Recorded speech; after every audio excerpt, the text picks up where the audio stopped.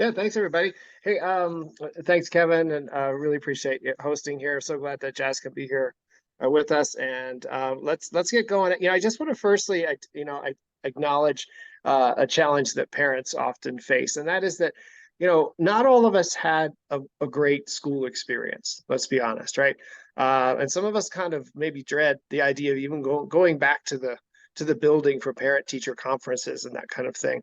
When you attend a meeting that the type of meetings we're about to discuss, it can be very intimidating. It can really bring back a lot of the feelings that you might have had about school and teachers and that kind of thing. Or maybe that's not your experience at all. Or maybe you just, you're moving into this realm of advocating for your own kid, and you just, maybe it's waters uncharted for you, right? So this is the gap that we're bridging here, is to help you as parents feel empowered and feel clear that you always hold the rights to make the choice for your kid, no matter what paper you sign, no matter what meeting you go to, no matter how intimidated you may or may not feel. You make the choice for your kid, and I can't emphasize that enough. So let's get started. I want to just begin with, and Jazz, please jump in anytime. Just want to begin with the idea of, maybe you're in a place where you're thinking, perhaps my kid could use a little more support at school. How do I even enter that realm? So let's go to the next slide. Thanks, Jazz, if you're running the slides for us. Thank you. And we want to just briefly talk about the whole concept of neurodivergence. Neurodivergent learners are often those students who qualify for accommodations and additional support in their school program.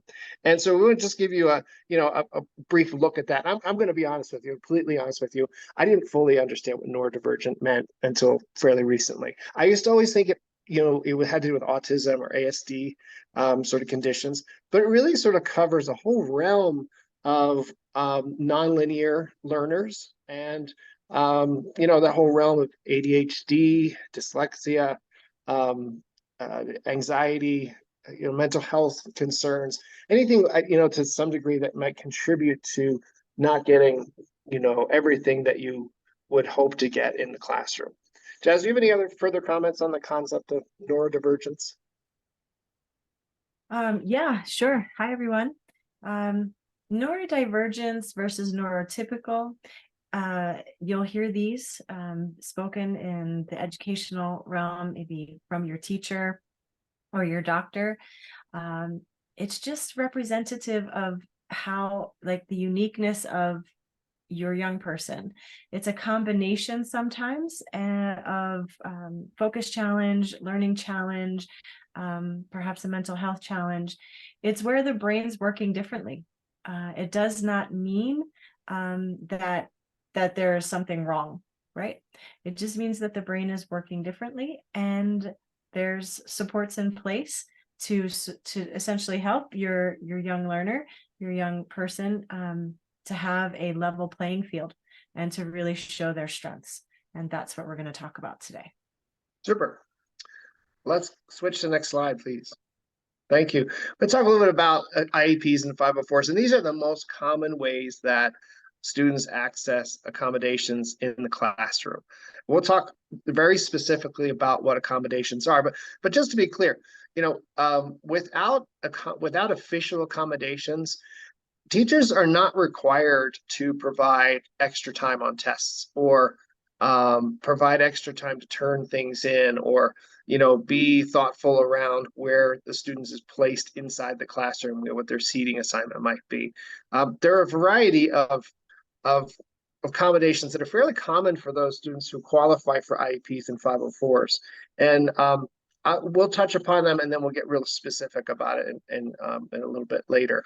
But let's talk just briefly about IEPs and 504s. Someone told me once, not so long ago, that IEPs allow us to modify the curriculum, and 504s allow us to accommodate the curriculum.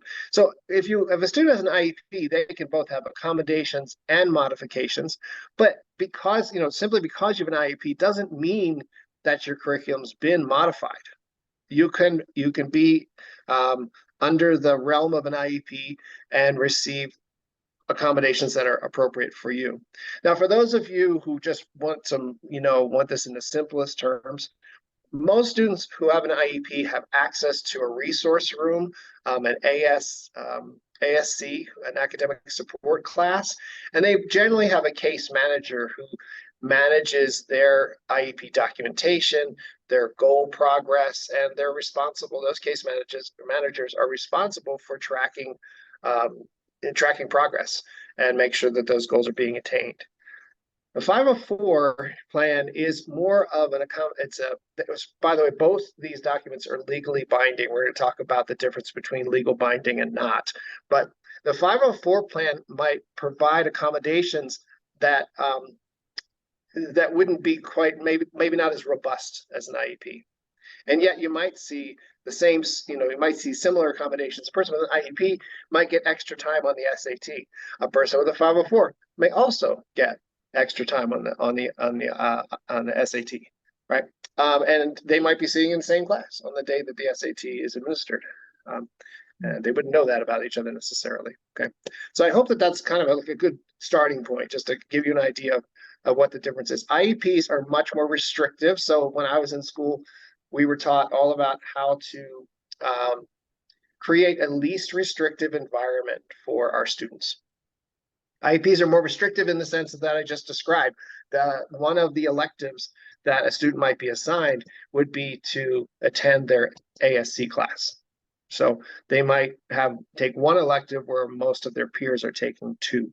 The 504 is generally complete mainstream experience. Most kids on 504s don't have a case manager. They don't go to a special class throughout the day.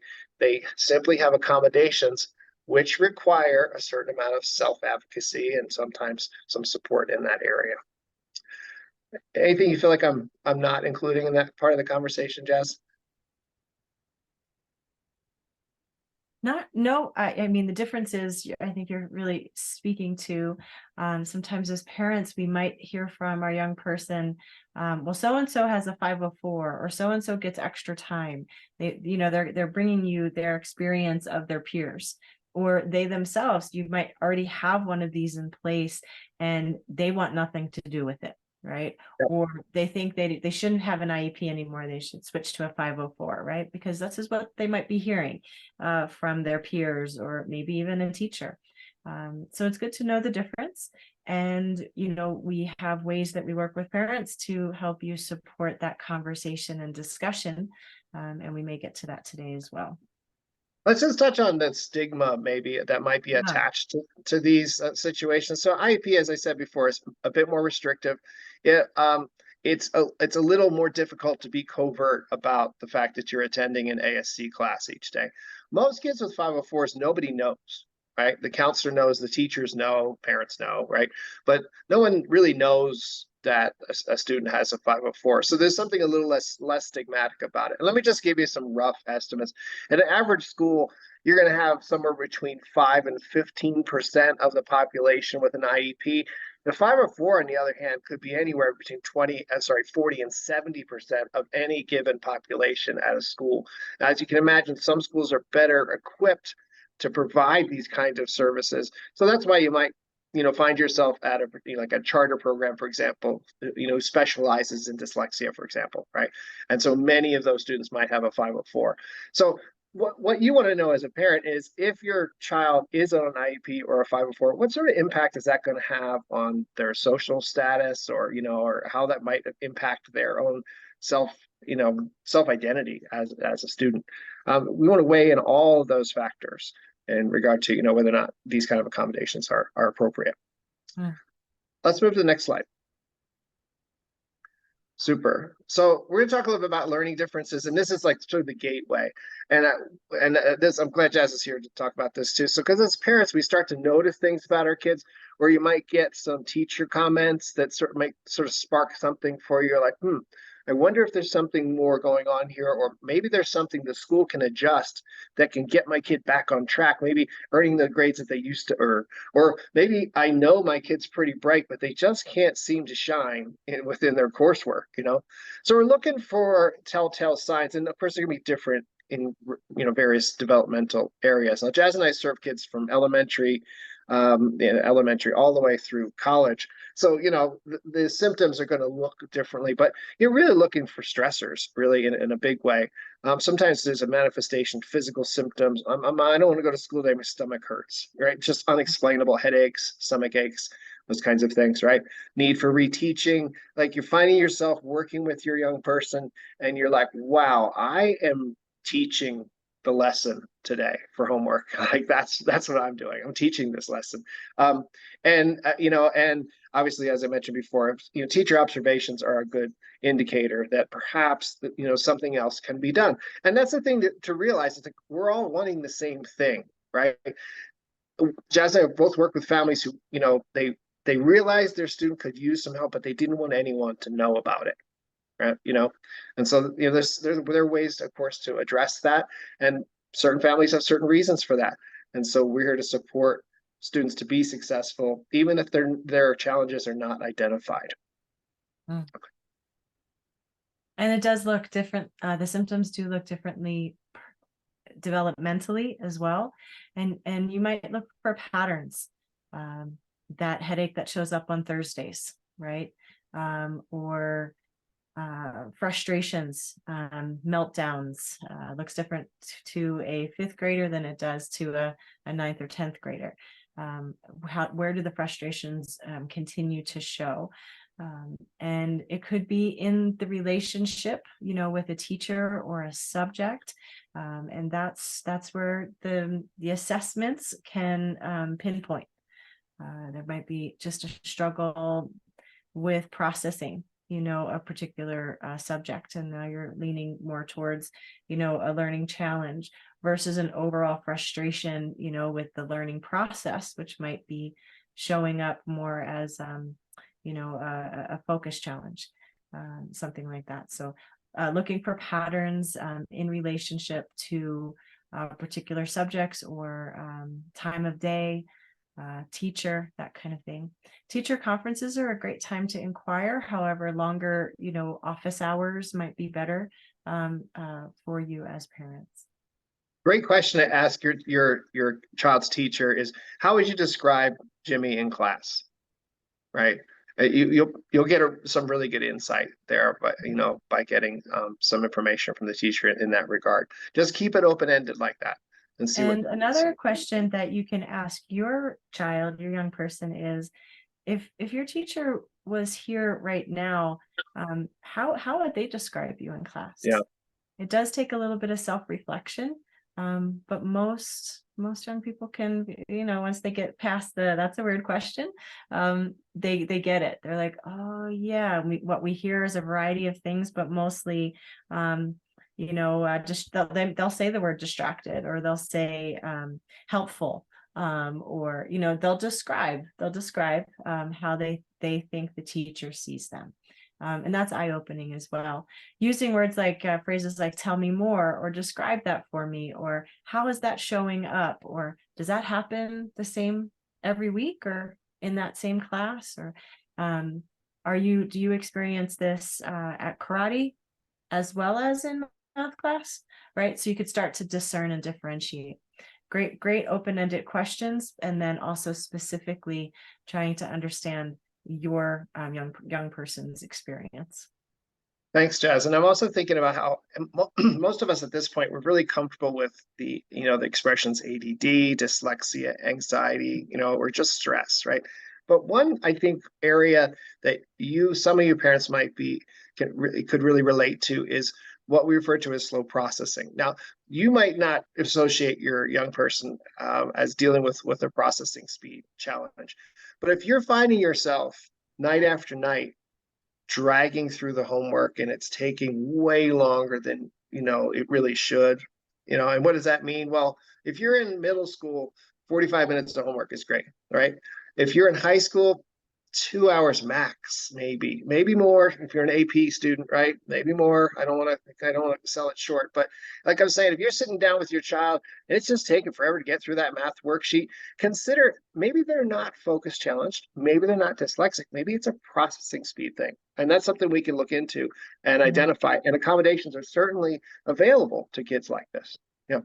So Yeah, let's or move perhaps your high schooler comes home, goes to their room, comes out 3 hours later, said they studied, is exhausted, takes the test or whatever the next day, and it does not turn out the way that they wanted, right? And that tends to be a pattern.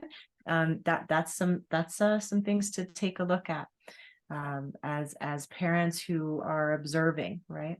And we're gonna get into how the school observes as well. But here's our next slide here.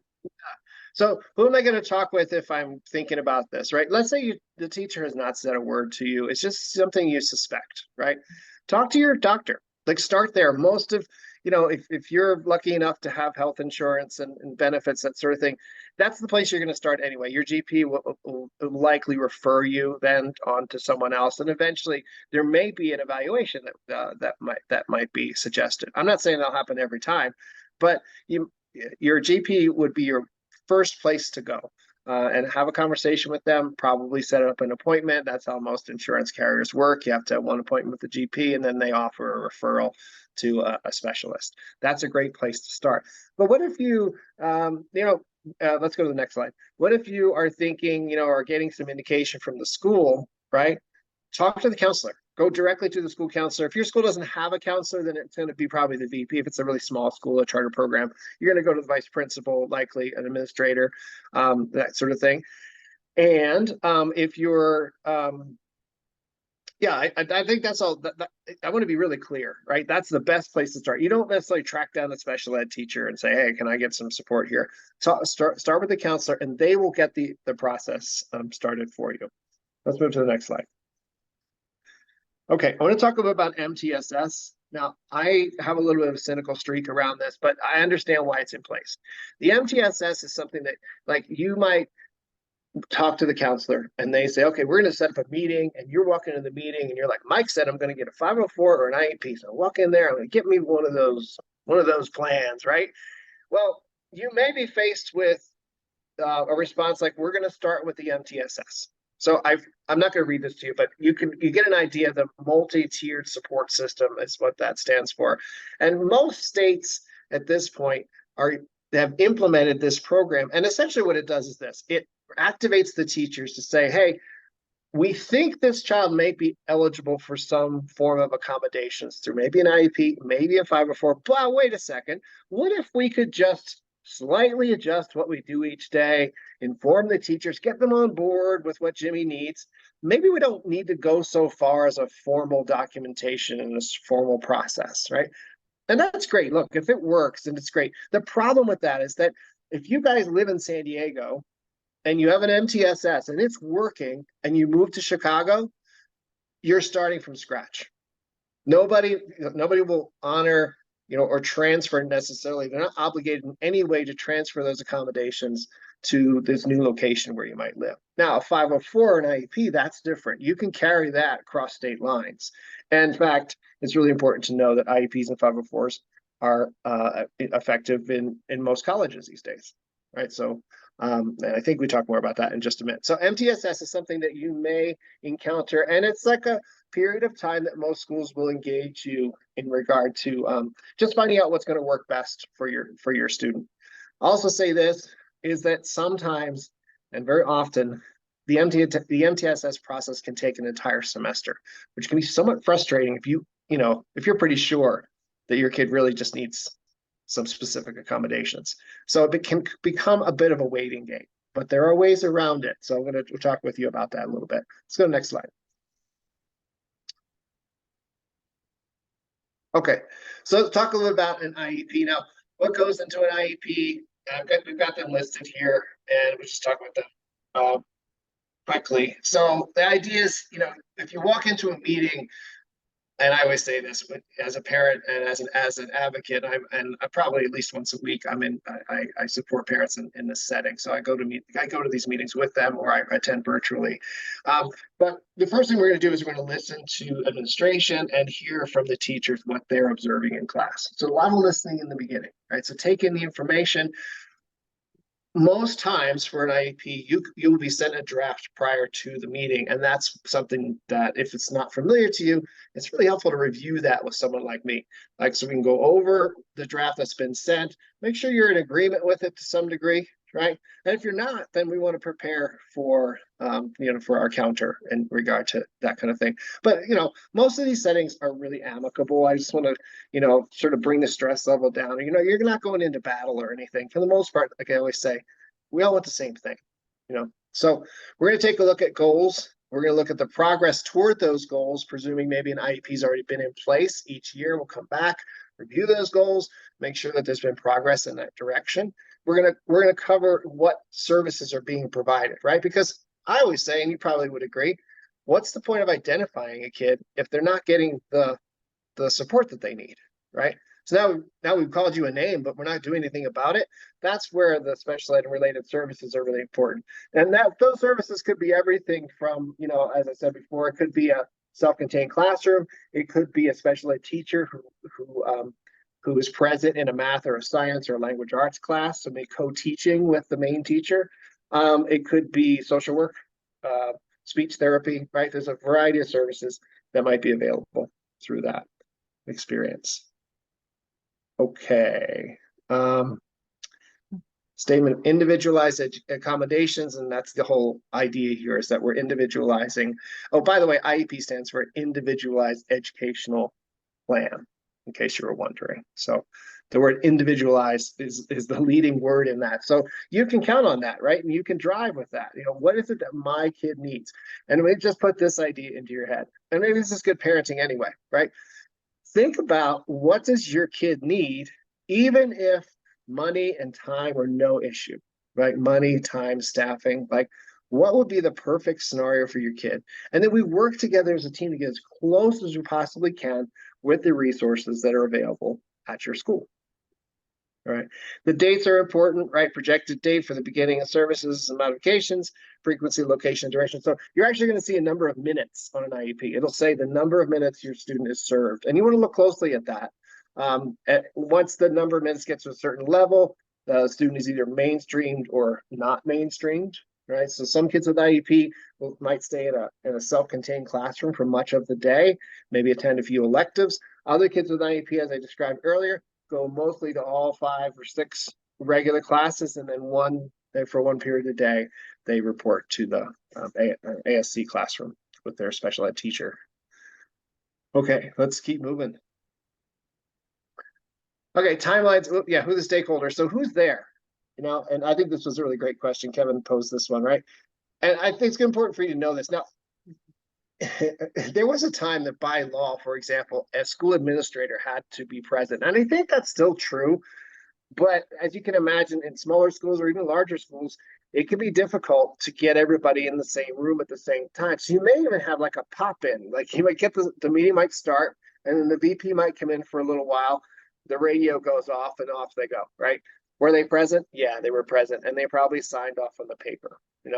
I'll say just quickly about this. When you first start the IEP, it can be a little intimidating because you sit down and nothing's really been said yet. And all of a sudden this paper's being passed around the table and everyone's signing it. Don't be concerned as a parent. You're not signing that you agree to anything. You're simply stating that you're present for the meeting. So I want to just make sure that you're clear about that. You're not signing off that you agree to anything. You're just saying, I was here. Same thing will be true for your student. Most students will attend these meetings. Ideally, if their anxiety level is particularly high, or if they're just developmentally not really ready for a meeting like that, they might be there for a period of time, a portion of the meeting, or they might not attend at all, right? Just depending on what their situation is. So ideally, we have a student and they advocate for themselves. Strongest voice in the room is always the students. So in a lot of the work that we do, we're coaching students to prepare for these meetings, because if they make the request, right? If they say, access to revision of assessments really has helped me, the teachers are going to be much more open to that than, if mom or dad suggests it, right? And I think that part of the role that we play when we advocate for parents is really sort of diminish that, that sort of sometimes the setting in these settings, teachers can get the notion that we just have an overprotective mom here. we don't really need to listen to her. She's just being overprotective, right? And that's what's really nice about having an advocate in this setting, right? So really get clear, why are we asking for this? What evidence do we have in place to suggest that it's an appropriate request? And and how close can we get to meeting that request? Obviously, parents are always present. Meeting can't happen unless parents are there. And teachers are present to provide their evaluation. The case manager, as I mentioned, special ed teachers often there. School counselors usually present. If appropriate, the social worker is there, especially if there's social emotional needs or if a behavior plan needs to be incorporated into the IEP. Speech language, again, if appropriate, and then usually there's some level of school or district administrator. If the meeting is somewhat contentious, you can count on a district level representation there. And sometimes we call them in ourselves. We say, hey, look, I really think there needs to be someone from outside the school coming in to support us through this process. So you can make that request as appropriate. Yeah. Let's move on. Yeah, something you mentioned earlier, Mike, was the how intimidating this might be for a parent, as well as a student, but for a parent coming back into school, advocating for their young person. Something to just acknowledge here is that maybe one of the adults in the parent combo or who's showing up or not showing up also deals with maybe a focus challenge or had a challenging time at school, and it wasn't identified, right? And there was the big struggle that happened. So preparing and knowing what your rights are and knowing who's going to be there and the cadence of the things and why it's all in place and having that support can be very helpful to show up and have more confidence in the process. So glad you all are here. Thank you so much for attending, and we will be sending this information over email to you as a follow-up, so you'll have all these notes. Thanks, Jess. Timelines and dates. Now, what I want to make sure you understand is the IEPs again and 504s, they are legal binding contracts that you have essentially with the state, right? With the Department of Education of the state that you live in. And it's really important to understand that the district and the schools and the teachers are legally bound to providing these accommodations. It's not if they feel like it. It's not if they're in the mood. It's not if they're nice. They have to provide the accommodations that are agreed to. And that's why sometimes you'll experience some pushback when you ask for certain things. I've had very limited success, right, in advocating for a kid who simply needs the opportunity to retake tests. To me, that's a very reasonable request. We live in a standards-based education, most of us do anyway. What difference does it make if the kid understands the material in January versus understands the material in March? Why would that make any difference, right? So, I think it's a legal argument. I mean, I think it's a valid argument to be able to give our kids, for presuming they need that, an opportunity to retest and to show what they've learned, even if a certain period of time has passed. So, nonetheless, there are timelines for this process. And here's what I just want you to know is that you send an email off to the counselor and you say, hey, I'm wondering about having a meeting to see if my child would qualify for services at school. They have 60 days to respond by law for the most part. I think it says here other states might be 90 days, right?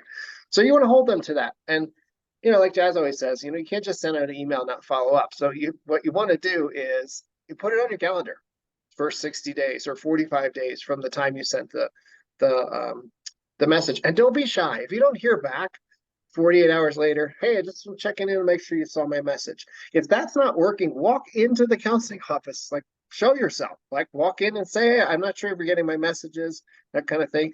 If the counselor at your school, and most counselors are wonderfully responsive, but if they're not responding, include the vice principal.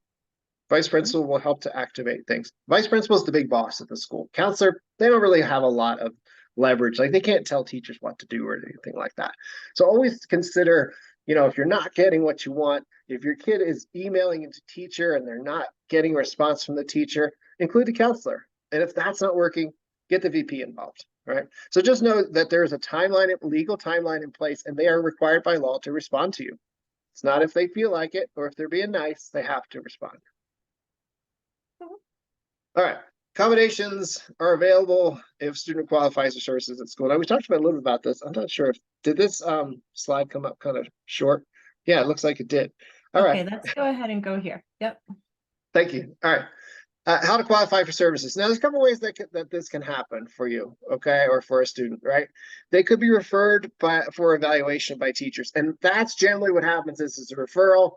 They'll check with you. They're not going to do anything without your permission, parents, right? And then the MTSS process might begin. Like I said, it could take an entire semester before anybody says, I think a 504 would be really good, or an IEP would be really good for this kid. Right? Always parental consent. They're always going to ask for your consent. They can't do anything without your permission. Team of professionals will evaluate the student strengths and weaknesses, generally the school social worker, as well as the school social worker might call you if we're concerned about focus issues, and they might interview you about your child's behaviors. And what they're basically doing is they're going through a behavioral rating scale. They may send you a document, just a checklist to fill out, that kind of thing. So you want to make sure that you're playing inside their timelines too, in order to support this process to move along. Many assessments, or let's say specific assessments for executive function challenges, for example, are all interview based, right? And also you can choose as a family to seek outside evaluation as well. Absolutely, yeah. And I'm hoping that I'm pretty sure we're going to touch on that in just a minute. And then as a team, ideally we're going to agree on what's best for Jimmy, right? And the IEP is reviewed annually, so it's important for you to know that. So if your IEP happened on April 10th, the next review is going to happen on April 10th of the next year. That doesn't mean you have to wait a year, though. A lot of parents think that well, I have to wait because I agreed to this, and I have to, I'm stuck with it for a year.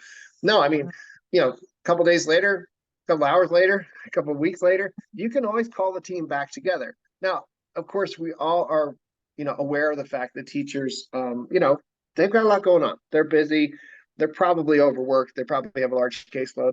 All that might be true. But remember, that doesn't necessarily concern your child, right? We want to make sure that your child is served, regardless of how overworked the teacher might be.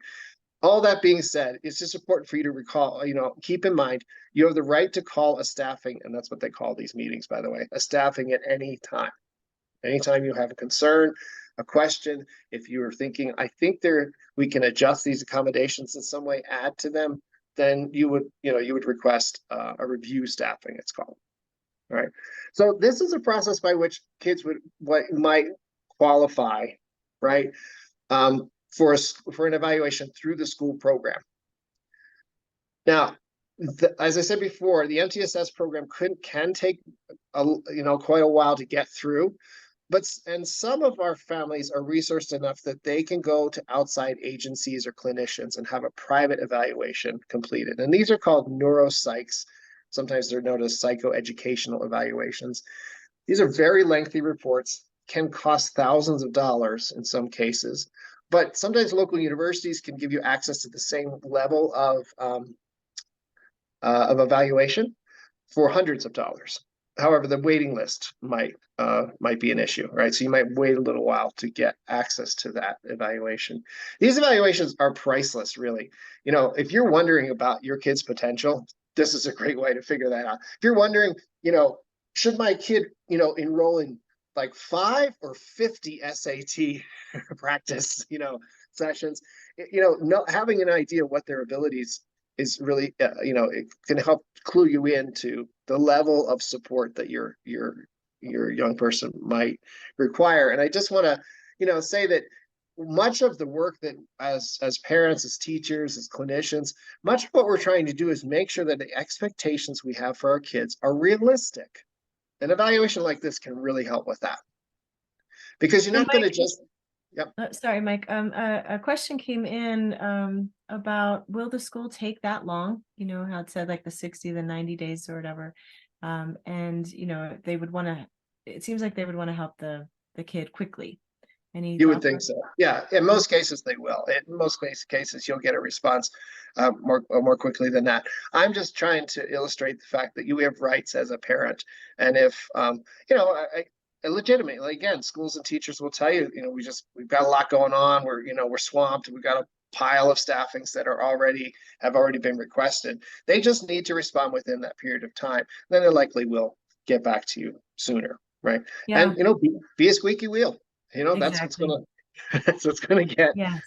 get you what you need for sure. Don't think you're bothering anybody, because the next test is coming up, the next project's coming up, the next class group project's coming up, and you don't want your young person continue to struggle time after time. That affects their identity and how they how they see themselves as a learner. So the everyone wants to yes, support. You just need to know that they're there to do that. My kid is in a high school junior. She is in a 504 plan at high school. How do we identify colleges to apply that support the 504 plan and accommodations? That's another question coming in. That's a great question. Now. Yeah, and I'll just answer right now. So, most schools, let's see, the closest university that we have in our town is the University of Colorado at Boulder. And on campus, there's an office called Disability Services. Each campus calls it something different, each university. We have some students at the College of Charleston, for example, similar kind of thing. They have a Disability Services office. And what happens is as you go through the application or, the process of choosing the school, you're going to engage with those, and we can help you with this, and engage with these offices. And likely what's going to happen is they're going to request any documentation you have, an evaluation, private or school. Also, they'll request a copy of your high school IEP or 504 plan. Now, what you want to consider is, like I said before, schools, they get to say what they can and can't do for you, right? And I'm going to talk about a little bit more about that in just a second.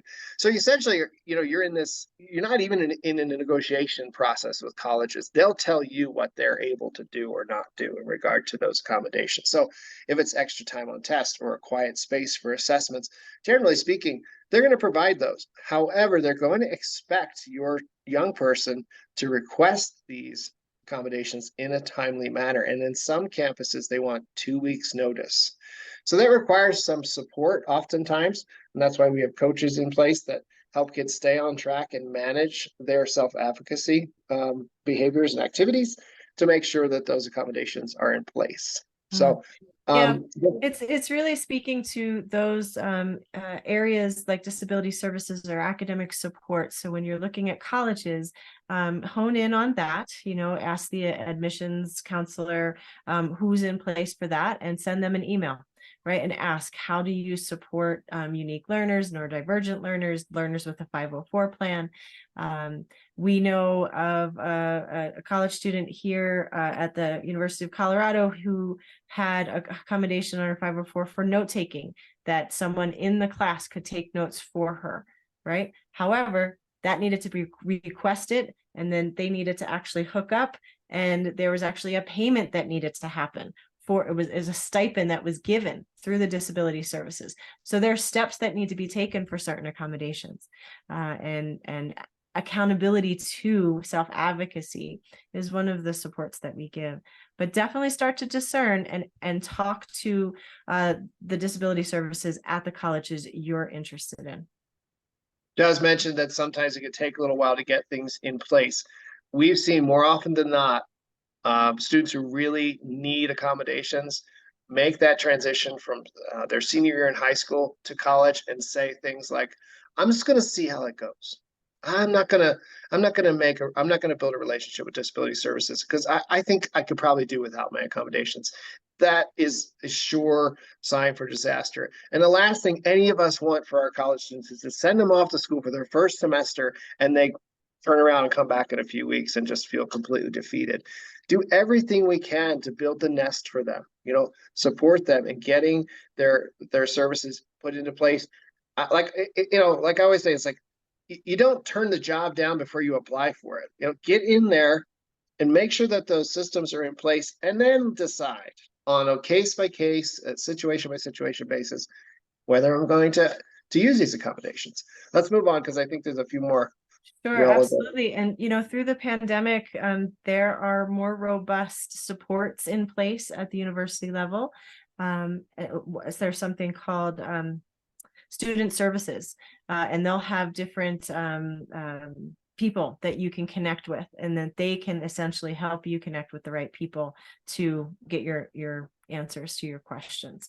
Yeah, So just a little more highlight on that, what Jazz is talking about. This is a separate office from disability services. Some larger campuses will have a student services offices that will address things like crisis, unexpected events that come up that might impact a student's performance. And again, it takes a certain amount of advocacy, right? And sometimes when our kids are feeling confident, their advocacy really starts to diminish.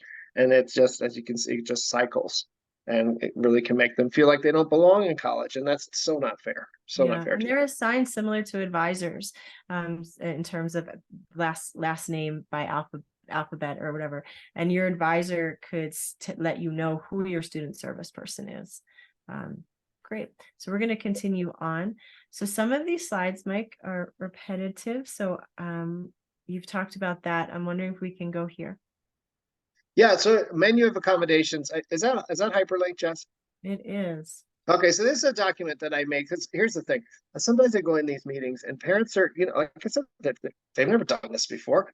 They don't even know what to ask for. I mean, like, I go to Best Buy, I think I'm going to buy a laptop, and I walk out with a desktop. Like, like I don't really know what's available. So, so what happened was, one time I was in this 504 meeting with a parent, and the coordinator was sitting across the table with a page that looked a little bit like this. It was like a checkbox list and stuff.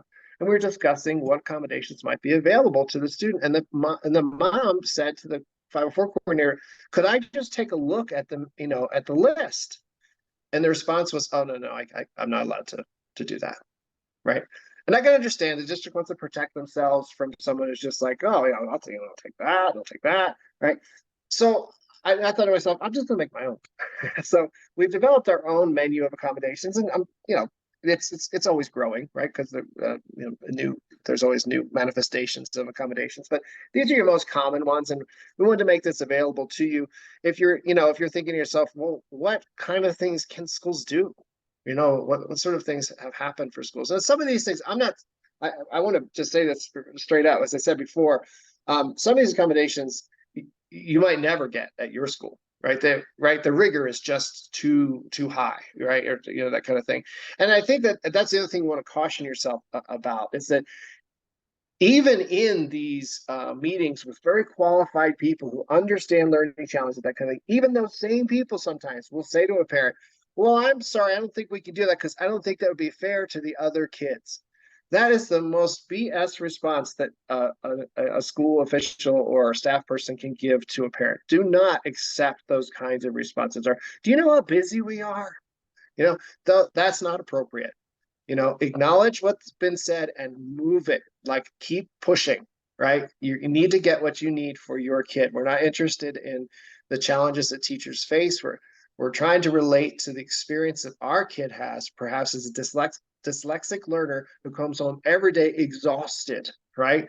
From writing, or from being asked to read in class, right? Let's make sure that, the teachers understand that, what's fair and not fair. It's not fair to have dyslexia. That's not fair, right? So let's make sure that we're always kind of, continuing to take that point of view and posture as advocates for our kids. I'm not going to read this list for you, but it's available to you, and you certainly can hit us up by email or give us a call. We'll be happy to talk with you about the specifics and how they apply to your family. Let's go ahead and move back to the slideshow if we can. Absolutely. And there's some affective things on here, like not to expect eye contact, or not to ask a student to stand up and respond in class. These are anxiety Right. read out loud, stuff like that. These have been put together over the years. Way back when, maybe 10 years ago, Mike, you came up with an accommodation of electronic submission Right. and that wasn't at all thought about within the accommodations that were being offered. And so sometimes you can bring something that it's accessible, but it's not something that's top of mind or what's on a list. So having some ideas going into your meeting, having Mike join you or another advocate that you bring in could be extremely helpful to make sure what tends to be cookie cutter in terms of these accommodations or what the school can maybe do starts to be more individualized for your student. Okay, let me go back. If I can find it. Okay, there we go. Super. Okay. So the staffing, I just wanted to talk, I think, and we've touched on this a little bit, what's going to happen inside the staffing. You're going to show up, you're going to show up on time. If you're in person, just a little tip, bring donuts, bring muffins, bring bagels, something like that, bring coffee, right? That could be a really great way to sort of like, soften up the situation. And maybe that's not possible for you, or you're not going to do that. That's okay, right? But I've seen some really effective sort of ice breaking through the kind of effort that a parent might make, sort of showing up, but show up on time. I always say sometimes the action at these meetings happens 10 minutes before the meeting. It could happen walking down the hallway with the VP. It could happen in the front office before you even get into the conference room. So do your best to be there on time. A lot of times these meetings are scheduled soon after, the first period bell begins. So just drop your kid off from school and then plant yourself in the main office. Observe what's going on. So get the feel for what the climate of your school is. It's a powerful position to be in, to show up for these meetings early, for sure. Preparations, understanding your kids' needs. Yeah, that's what we've been talking about this entire time, right? Review existing documentation, right? If there is documentation, you want to make sure you're familiar with it. And that's a lot of what your advocate will do for you, line by line, highlighting and identifying specific recommendations that have been made, maybe by a clinician or a therapist, that kind of thing. Setting goals, knowing your rights, and your rights will likely be handed to you right there in the meeting. And that by law, that's supposed to be provided to you either before or just as the meeting begins. So in many cases, that'll be sent to you in the form of an email. So you might be like, oh, I didn't get my rights and responsibilities page. You just check your email that may have been sent ahead with the draft for these documents. List of questions, right? I always say that. I mean, I get nervous sometimes in meetings like this, so I write things down, and I encourage you to do the same thing. Work samples can be really great. Occasionally, we're trying to present a kid like, there's some phenomena going on here where they perform really well in terms of studying or, even the learning activities, but they just can't seem to master the test. Bring these work samples in.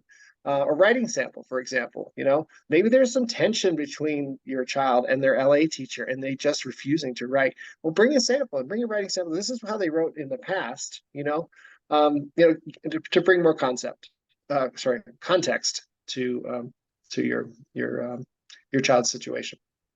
You want to collaborate with teachers. And always, as I said, probably 2 or 3 times already, reminding everyone, hey, we all want the same thing. Even if things get tense, you can always sort of bring it back down by saying, hey, we all want the same thing here, right? We're working toward, the same outcome, right? Where everybody wants the same thing. Bring a supportive friend, family. You can bring, oh, by the way, you can bring anybody you want to these meetings. But grandma can be there, aunts, uncles, right? Anybody the student wants to invite, they can bring scout leader, coach, anybody that would be appropriate in terms of providing some input. And then, be calm, open mind, ready to listen. Yeah, I'd suggest, as I said before, do a lot of listening in the beginning, take notes, right? Ask good questions. Don't let people say things you don't know what they mean. There's a lot of acronyms thrown around in these meetings. Be confident and stop people and say, could you clarify what that means and specifically what that means for my kid? Right. Great. So Mike, here you have, and we'll send this out to everyone, what to expect during an IEP meeting. And this is something we've touched base on, pretty much on everything in here, but this gives you an outline of what to expect in the actual meeting. And a reminder that the IEP process or the 504 process is meant to be collaborative, as well as the MTSS. They're going to ask for your participation and you showing up with some knowledge around how to be and accommodations that maybe they're not thinking of that you think would be best for your young person. So that calm and informed, essentially. So you can run through these on your own as you see this slide. Mike, thank And, you I, so much. Yeah. yeah, thank you, Jazz. And I just want to mention, as a parent, remember, you know your kid better than anyone else. So bringing like gems of wisdom, such as my child really responds well to alarms or countdowns, right?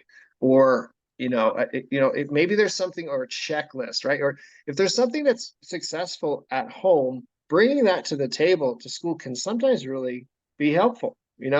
Maybe your teacher, maybe the teacher that your child has at school is just a real talker like me, and they just like talk all the time. What we're looking for is some support to, maybe all your kid needs is more visual enhancement. Maybe instead of talking the notes, the teacher could put the notes on a slide projector of some sort, right? They can put their Google Slides, project their slides so they're not just saying it, but they're seeing it. One of the things that our kids deal with, some of our kids have auditory processing challenges that make their learning challenges almost invisible. Like no one would believe that your kid has a learning challenge, right? They don't look like they have a learning challenge, right? These kids with auditory processing challenges, they're the ones that always miss the assignment. Why? Because their teacher's not really organized. They don't write anything down. They don't use their student portals. What they do is they yell the homework assignment across the kids' heads as they're packing up their bags. Our kids are never going to remember or even recall that assignment was given. Oh, don't forget this test tomorrow. Don't forget the test on Friday. Don't forget about that.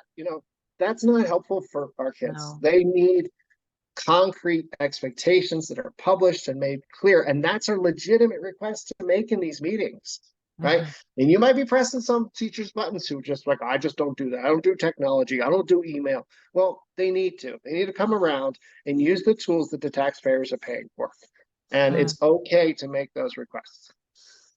So really, it's about meeting the unique needs of your young person, right? And so we hope that you feel a little bit more confident in that process.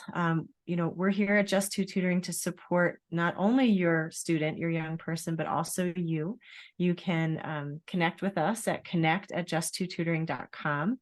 We'll send this out to everyone, and you'll also get that list of accommodations as well, as a thank you for being part of the workshop here.